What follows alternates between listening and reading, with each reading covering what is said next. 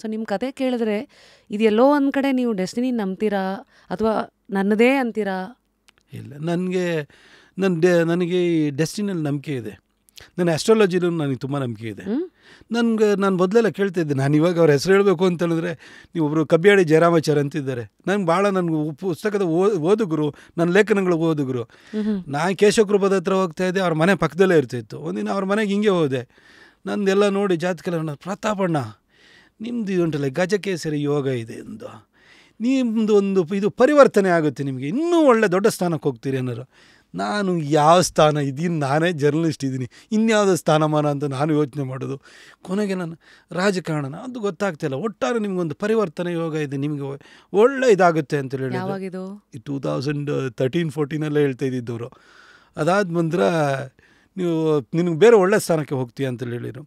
ಆಗಲೇ ಅವರು ನನಗೆ ಇಂತಿಂಥ ಟೈಮ್ವರೆಗೂ ನಿಂದು ಟೈಮ್ ಚೆನ್ನಾಗಿದೆ ಅಲ್ಲ, ಅವರು ಕಬ್ಬಿಯಾಡಿ ಜಯರಾಮಾಚಾರ್ಯ ಹೇಳ್ತಾಯಿದ್ರು. ನಾನು ನಂಬಿರಲಿಲ್ಲ. ಆನಂತರ ನಾನು ಅಚಾನಕ ಪಾಲಿಟಿಕ್ಸಿಗೆ ಬಂದು ಹೀಗೆಲ್ಲ ಆಗಿ, ನಾನು ಮೈಸೂರು ಕೊಡಗಿಗೆ ನನಗೇನು, ನಮ್ಮಪ್ಪ ಅಲ್ಲಿ ಸೈಂಟ್ ಫಿಲೋಮಿನಾಸಲ್ಲಿ ಓದ್ತಾ ಇದ್ರು ಅನ್ನೋದು ಬಿಟ್ಟರೆ ನನಗೇನು ಸಂಬಂಧ ಇಲ್ಲ. ಆ ಊರು ಕೇರಿ ಗೊತ್ತಿರಲಿಲ್ಲ. ಕೊಡಗಿಗೆ ಒಂದೇ ಸರಿ ವಿಸಿಟ್ ಮಾಡಿದ್ದು. ಮೈಸೂರಿಗೂ ನಾನು ಎಂಟ್ರೆನ್ಸ್ ಎಕ್ಸಾಮ್ ಬರೆಯೋಕ್ಕೆ ಅಂತ ಜರ್ನಲಿಸಮ್ಗೆ ಹೋಗಿದ್ದೆ. ಅದು ಬಿಟ್ಟರೆ ನಾನು ಮೈಸೂರಿಗೆ ಗೊತ್ತೇ ಇರಲಿಲ್ಲ ನನಗೆ. ಯಾವ ಊರಿಂದ ಇನ್ನೆಲ್ಲ ಬಂದು MP ಆದ್ನಲ್ಲ, ಎಲ್ಲ ಒಂದಿದ್ದು ಡೆಸ್ಟಿನಿ ಅಲ್ದೆಲ್ಲ ಇದು ಏನಾಗುತ್ತೆ, ಇದು ಏನೋ ನಮ್ಮ ಪ್ರಯತ್ನ, ನನ್ನ ಸ್ವಪ್ರಯತ್ನ ಅಥವಾ ಏನೋ ಆ ಥರ ಹೇಳಲಿಕ್ಕಾಗಲ್ಲ. ಅಂದರೆ ನಾನೇ ಯಾವ್ದಾದ್ರು ಪೊಲಿಟಿಷಿಯನ್ ಮಗ ಆಗಿದ್ದರೆ ನಮ್ಮಪ್ಪ ಎಲ್ಲ ಮಾಡಿಕೊಟ್ಟ ಅಂತ ಹೇಳೋದಕ್ಕೆ, ನಮ್ಮಪ್ಪನೇ ನನ್ನ ಡೆಸ್ಟಿನಿ ಬರೆದವನು ಅನ್ನೋದಕ್ಕೆ. ನಮ್ಮಪ್ಪ ಸತ್ತೋಗಿ 2011 ತೀರ್ಕೊಂಡ್ಬಿಟ್ಟಿದ್ರು ಅವರು. ಹಾಗಾಗಿ ನಮ್ಮಪ್ಪ ನನಗೆ ಟಿಕೆಟ್ ಸಿಕ್ಕಿದಾಗಲೇ ನಾನು ಇದು ಸಂಸದನಾದಾಗ ನಮ್ಮಪ್ಪ ಬದುಕೇ ಇರಲಿಲ್ಲ. ಹಾಗಾಗಿ ಈಗಿರುವಂಥ ರಾಜಕಾರಣಿಗಳನ್ನೆಲ್ಲ ನೋಡಿದರೆ ಅವರಿಗೆ ಡೆಸ್ಟಿನಿ ಅಂತಂದರೆ ಅವರ ಅಪ್ಪನೇ ಆಗಿರ್ತಾನೆ. ಅವರ ಅಪ್ಪನ ಹಣ ಆಗಿರ್ತದೆ, ಅವರ ಅಪ್ಪನ ರಿಯಲ್ ಎಸ್ಟೇಟ್ ಆಗಿರ್ತದೆ, ಅವರಪ್ಪ ಕಮಿಷನಲ್ಲಿ ಮಾಡ್ಕೊಂಡಿದ್ದು ಕಾಂಟ್ರಾಕ್ಟಲ್ಲಿ ತೊಗೊಂಡಿರೋಂಥ ಕಮಿಷನ್ನೇ ಅವ್ರ ಡೆಸ್ಟಿನಿ ಆಗಿರುತ್ತೆ. ಆದರೆ ನನಗೆ ನಮ್ಮ ಅಪ್ಪನೇ ಇರಲಿಲ್ಲ. ನನಗೆ ಯಾವ ಡೆಸ್ಟಿನಿ ಏನೋ ಬರೆದಿತ್ತು, ಅದೇ ಡೆಸ್ಟಿನಿ ನಂದು. ಈ ಮಧ್ಯ ನನಗೊಂದು ವೈಯಕ್ತಿಕ ಕುತೂಹಲ ಇದೆ ಸರ್. ಸತ್ಯ ಕಹಿ ಅನ್ನೋದು ಒಂದು ಹಳೆ ಮಾತಿದೆ. ಅಂದರೆ ಇವತ್ತಿನ ಪ್ರಪಂಚದಲ್ಲಿ ಹೇಗಿದೆ ಅಂದರೆ, you can't call a spade ಇದ್ದದ್ದನ್ನು ಇದ್ದಂಗೆ ಮಾತಾಡಿದ್ರೆ ಎದ್ದು ಬಂದು ಎದೆಗೆ ಹೋದ್ರು ಒಂದು ಗಾದೆನೇ ಇದೆ.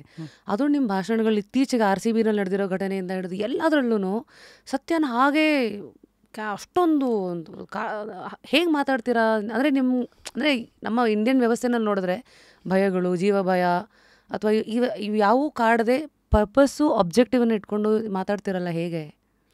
ಈಗ ನಾನು ಮೂಢ ಹಗರಣ ಆಯಿತು.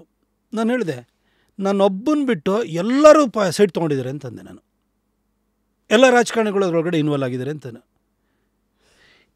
ಯಾಕಂದ್ರೆ ನಾನು ತೊಗೊಂಡಿಲ್ಲ, ನನಗೆ ಕರೇಜ್ ಆಫ್ ಕನ್ವಿಕ್ಷನ್ ಇದೆ ನನಗೆ. ಈಗ ಸಿದ್ದರಾಮಯ್ಯನವರು ನನ್ನನ್ನು ಭಾಳ ಸರಿ ನನ್ನನ್ನು ಟೀಕೆ ಮಾಡಿದರೆ, ಬೈದಿದ್ದಾರೆ, ಅವ್ನು ಇಮ್ಮೆಚೂರ್ಡು ಅದಿದ್ದು. ನೀವು ಇಮ್ಮೆಚೂರ್ಡ್ ಅಂತ ಹೇಳ್ಬೋದು, ಆದರೆ ನಿಮ್ಮ ಥರ ಮೆಚೂರಿಟಿ 14 ಸೈಟ್ ಹೊಡೆಯೋ ಮೆಚೂರಿಟಿ ನಂಗೆ ಬೇಡ, ಆಯಿತಾ? ಆದರೆ ನನ್ನ ಇಮ್ಮೆಚೂರ್ ಅಂತ ಅನ್ಬೋದು. ಅದು ಬಿಟ್ಟು ನೀವೇನು ಕರೆಯೋಕ್ಕಾಗುತ್ತೆ? ನನ್ನ ಭ್ರಷ್ಟ ಅನ್ನೋಕ್ಕಾಗುತ್ತಾ? ನನ್ನನ್ನು ಯಾವುದೋ ಸೈಟ್ ಹೊಡೆದಿದ್ದೀನಿ ಅನ್ನೋಕ್ಕಾಗುತ್ತಾ? ನನ್ನನ್ನೇನು ರಿಯಲ್ ಎಸ್ಟೇಟ್ ಮಾಡಿದ್ದೀನಿ ಅಂತ ಹೇಳೋಕ್ಕಾಗುತ್ತಾ? ಯಾರ ಹತ್ರನೂ ಹೋಗಿ ಕಾಂಟ್ರಾಕ್ಟರಿಗೆ ಉಪದ್ರ ಕೊಟ್ಟಿದ್ದೀನಿ ಅಂತ ಹೇಳೋಕ್ಕಾಗುತ್ತಾ? ಏನು ಹೇಳೋಕ್ಕಾಗಲ್ಲ. ಇದನ್ನು ಹೇಳ್ಕೊಳ್ಳಿ, ಪರವಾಗಿಲ್ಲ, ನನಗೆ ಬೇಜಾರಿಲ್ಲ. ಯಾಕಂದ್ರೆ ನೋಡಿ, ನಮ್ಮ ಆತ್ಮಸಾಕ್ಷಿ ಅನ್ನೋದು ಕ್ಲಿಯರ್ ಆಗಿದೆ. When we have the courage of conviction ಅಲ್ವಾ, ನಾವು ಯಾರಿಗೂ ಕೇರ್ ಮಾಡಬೇಕು ಅಂತಿಲ್ಲ. ನಾನು ಬೇಸಿಕಲಿ ಒಬ್ಬ ರೈಟರ್. ನಮ್ಮಪ್ಪನ ನನಗೆ ಹಾಕ್ಕೊಟ್ಟಿರುವಂಥ ನೇಚರ್ ಆ್ಯಂಡ್ ನರ್ಚರಿಂಗ್ ಇದೆಯಲ್ಲ, ಹಾಗಾಗಿ ನಾನು ಯೋಚನೆ ಮಾಡ್ತೀನಿ. ನಾನು ಒಂದು ಕ್ಲಾರಿಟಿ ಆಫ್ ಥಾಟ್ಸ್ ಅಂತ ಇದ್ದಾಗ ಈ ಒಂದು ಯಾವುದು ಈಗ ಕ್ರಿಕೆಟಲ್ಲಿ ಹ್ಯಾಂಡ್ ಆ್ಯಂಡ್ ಐ ಕೋಆರ್ಡಿನೇಷನ್ ಇರಬೇಕು ಅಂತ ನಾನು ಕಂಡು, ಅದು ಆ ಶಾರ್ಪಲ್ಲಿ ಮತ್ತು ಅದಕ್ಕೆ ಕೈ ಇದು ಕೋಆರ್ಡಿನೇಷನ್ ಇರಬೇಕಾಗುತ್ತೆ. ನನಗೆ ಇಲ್ಲಿಗೂ ಕೋಆರ್ಡಿನೇಷನ್ ಇದೆ. ಯಾಕೆಂದರೆ ನನಗಿಲ್ಲಿ ಕ್ಲಾರಿಟಿ ಇರೋದ್ರಿಂದ ನನಗೆ ಮಾತಾಡ್ಲಿಕ್ಕೆ ಆಗುತ್ತೆ ನನಗೆ. ಆಮೇಲೆ ನಾನು ಯಾರಿಗೂ ಹಂಚಬೇಕಾದ ಅಗತ್ಯ ಇಲ್ಲ. ಈಗ ನಾನು 10 ವರ್ಷ MP ಇದ್ದು, ನಾನೆಲ್ಲಾದ್ರೂ ಹೋಗಿ ಇಲ್ಗಾಟನ್ ಮನಿಯನ್ನು ಮಾಡ್ಕೊಂಡಿದ್ರೆ ನಾನು ನಂದೆಲ್ಲ ಒಂದು ಫೈಲ್ ತೆಗೆದು ಬಿಡ್ತಾರಪ್ಪ ಅನ್ನೋ ಭಯ ಇರ್ತಾಯಿತ್ತು. ಬೇರೆ ಪೊಲಿಟಿಷಿಯನ್ಸಿಗೆ ಭಯ ಇರ್ಬೋದು, ಭಯ ಇದೆ, ಅರ ನನಗಿಲ್ಲ. ಏನು ಮಾಡ್ತೀರಿ? ಏನು ಜೀವ ತೆಗಿಯೋಕ್ಕೆ ಬರ್ತೀರಾ? ಜೀವ ತೆಗಿಯೋಕ್ಕೆ ಬರೋಕ್ಕೋದ್ರೆ ನನ್ನ ಪೊಲೀಸ್ ಪ್ರೊಟೆಕ್ಷನು ಇದೆ, ನನಗಿಲ್ಲ ಅಂತಲ್ಲ. ನನ್ನ ಹತ್ರನೂ ವೆಪನ್ ಇದೆ, ಆಯಿತಾ? ನನಗೂ ನಮ್ಮಲ್ಲಿ 1930s ನಮ್ಮ ಮನೆಯಲ್ಲಿ ವೆಪನ್ ಲೈಸೆನ್ಸ್ ಕೂಡ ಇತ್ತು. ನಮಗೆ ವೆಪನನ್ನು ಯೂಸ್ ಮಾಡೋಕ್ಕೂ ಬರುತ್ತೆ, ಸೆಲ್ಫ್ ಪ್ರೊಟೆಕ್ಷನ್ ಮಾಡ್ಕೊಳ್ಳೋಕ್ಕಿರುತ್ತೆ. ಹಾಗೆ ನಾನು ಯಾರಿಗೂ ಏನು ಹೆದರಕ್ಕೆ ಹೋಗಲ್ಲ. ಈಗ ನಾವು ತಪ್ಪು ಮಾಡಿದಾಗ ಹೆದರಬಹುದು, ತಪ್ಪು ಮಾಡಿಲ್ಲ ಅಂತಂದಾಗ ನಾವು ಯಾಕೆ ಹೆದರಬೇಕು? ಆಮೇಲೆ ಒಂದು ತಿಳ್ಕೊಳ್ಳಿ, ಜನ ಪ್ರತಾಪ್ ಸಿಂಹನ್ನು ಕೊಡಗು ಮತ್ತು ಮೈಸೂರಿನ ಸಂಸದನಾಗಿ ಮಾಡಿದ್ದು ಮೂಡಾದಲ್ಲಿ ಸೈಟ್ ಹೊಡೆಯೋಕ್ಕೆ, ಇದರಲ್ಲಿ ಯೋಜನೆಗಳಲ್ಲಿ ಕಮಿಷನ್ ತೊಗೊಳ್ಳೋಕ್ಕೆ, ಇಲ್ಲ ಕಾಂಟ್ರಾಕ್ಟರ್ ಕೆಲಸನ ನಾನೇ ಬೇರೆ ಥರ ಕ್ರಷರ್ ಇಟ್ಕೊಳ್ಳೋದಕ್ಕೆ, ಕ್ವಾರಿ ಮಾಡೋದಕ್ಕೆ, ಅಥವಾ ಇನ್ಯಾವುದೋ ರಿಯಲ್ ಎಸ್ಟೇಟ್ ಮಾಡಲಿಕ್ಕೆ ನನ್ನನ್ನು ಕೂರಿಸಿರೋದ?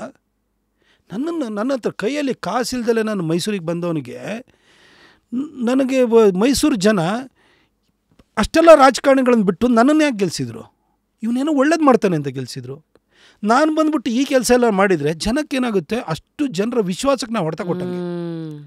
ನಾಳೆ ಬೆಳಗ್ಗೆ ರಾಜಕಾರಣಕ್ಕೆ ಬಂದು ಏನೋ ಬದಲಾವಣೆ ತರಬೇಕು ಅಂತ ಯೋಚನೆ ಮಾಡುವಂಥ ಯಂಗ್ಸ್ಟರ್ಸಿಗೆ ಏನಾಗುತ್ತೆ ಹೇಳಿ? ಇಲ್ಲಿ ಒಳ್ಳೆತನಕ್ಕೆ ಬೆಲೆ ಇಲ್ಲ, ಕಾಸು ಮಾಡ್ಕೊಂಡು ಬಂದು ಚೆಲ್ಲಬೇಕು, ಅದರಲ್ಲಿ ಇದು ಮಾಡಬೇಕು, ಮತ್ತು ದುಡ್ಡು ಮಾಡಬೇಕು ಅನ್ನೋ ಭಾವನೆ ಬರುತ್ತೆ. ಇಲ್ಲ, ಪ್ರತಾಪ್ ಸಿಂಹನಂತೂ ಏನೂ ಇಲ್ದಲೇ ಬಂದವನು ಕೂಡ ಜನ ಗೆಲ್ಲಿಸಿದ್ದಾರೆ, ಒಳ್ಳೆತನಕ್ಕೆ ಬೆಲೆ ಕೊಡ್ತಾರೆ. ಕವರಿಗೆ ಕಾಸು ಹಾಕಿ ಕೊಡೋವಂಥವ್ರಿಗೆ ಮಾತ್ರ ಅಲ್ಲ ಓಟ್ ಕೊಡೋವಂಥದ್ದು, ಒಳ್ಳೆತನಕ್ಕೂ ಬೆಲೆ ಕೊಡ್ತಾರೆ ಅನ್ನೋದನ್ನು ಮೈಸೂರು ಜನ ಮತ್ತು ಕೊಡಗಿನ ಜನ 2014 ನಿರೂಪಿಸಿದರು. ನಾನು ನೆಕ್ಸ್ಟ್ ಚುನಾವಣೆಯನ್ನು ಗೆಲ್ಲಬೇಕು ಅಂದಿದ್ರು. ನನ್ನ ಕೆಲಸದ ಮುಖಾಂತರ ನಾನು 2019 ಚುನಾವಣೆನ ಗೆದ್ದೆ ಹೊರತು, ನಾನು ಈ ಒಂದು 5 ವರ್ಷಗಳ ಅವಧಿಯಲ್ಲಿ ಕಾಸು ಮಾಡಿಕೊಂಡು ಆಮೇಲೆ ಕವರಿಗೆ ಹಾಕ್ಬಿಟ್ಟು 1000 ರೂಪಾಯಿ 2000 ರೂಪಾಯಿ ನೋಟ್ ಹಾಕ್ಬಿಟ್ಟು ನಾನು ಗೆಲ್ಲಕ್ಕೆ ಹೋಗಿದ್ರೆ ನಾನು ಇನ್ನೊಬ್ಬ ರಾಜಕಾರಣಿ ಆಗಿರ್ತಿದ್ದೆ.